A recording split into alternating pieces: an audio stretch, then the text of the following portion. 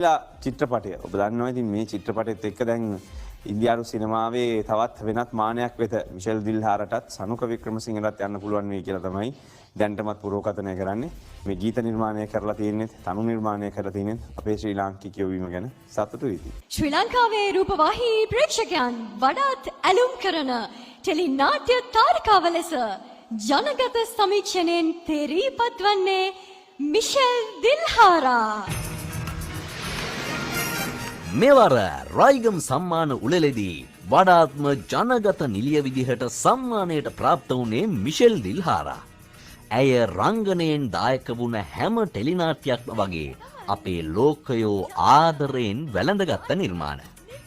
පොදු සීසන් 2 එකේ හැම ඇගේ රංගනය මතක ඇතිනේ. ඔයා හිතනවා නම් ওই වගේ පාට් දාලා අපිව බය කරන්න පුළුවන් කියලා? සෝරි. අපි ඒ වගේ ගොඩේ කෙල්ලෝ නෙමෙයි.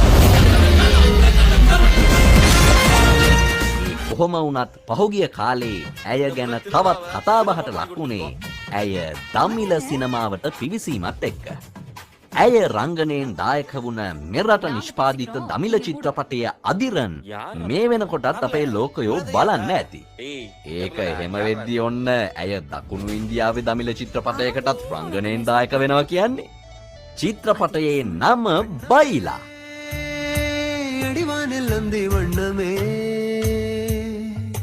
அண்ணே காதல் வந்துருச்சுன்னா இந்த லாரிய ஒத்த கையில இல்லைண்ணே ஒத்த கால்ல கூட ஓட்டலாம். மனசுக்கு ஒரு மாதிரியாவே இருக்கு.